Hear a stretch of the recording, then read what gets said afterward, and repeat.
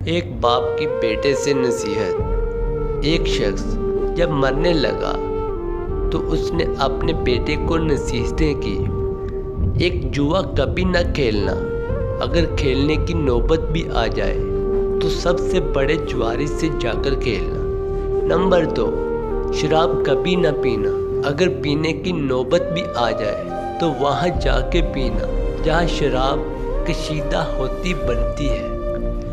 باپ یہ نصیحتیں کرنے کے بعد فوت ہو گیا۔ بیٹے کو باپ کی نصیحتیں یاد تھی۔ حکمتوں کی کھوئے لگانے سب سے پہلے وہاں پہنچا جہاں جواری جوا کھیلتے تھے۔ سب سے پہلے جواریوں کے جس گروہ سے ملا، انہوں نے لاکھوں کا جوا لگائے ہوئے تھا۔ یہ ان کو سب سے بڑا جواری سمجھا۔ معلوم کرنے پر پتہ چل پڑا جواری آگے ہے۔ یہ آگے گیا تو ایسا گروہ ملا جس نے ہزاروں کا جوا شرط میں لگا رکھا تھا۔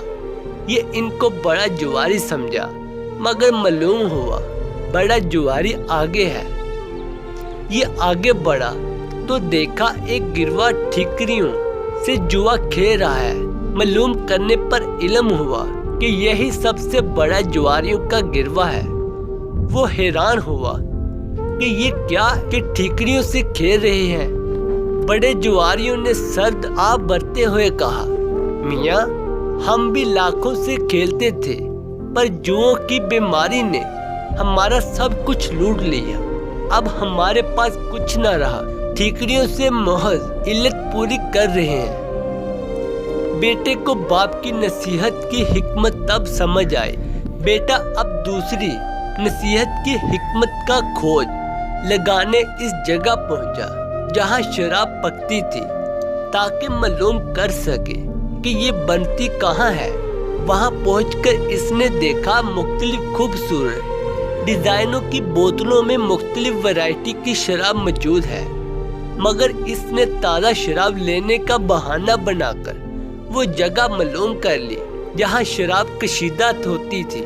جب پہنچا تو یہ دیکھ کر حیران ہو گیا کہ اس میں وہ چیزیں بھی پڑی تھی جس کے استعمال کرنے کا انسان تصور بھی نہیں کر سکتا۔ گرد غبار تک کی اشیاء اس برتن میں موجود تھی۔ تفن نے زیادہ دیر اس کو وہاں ٹھہرنے نہ دیا۔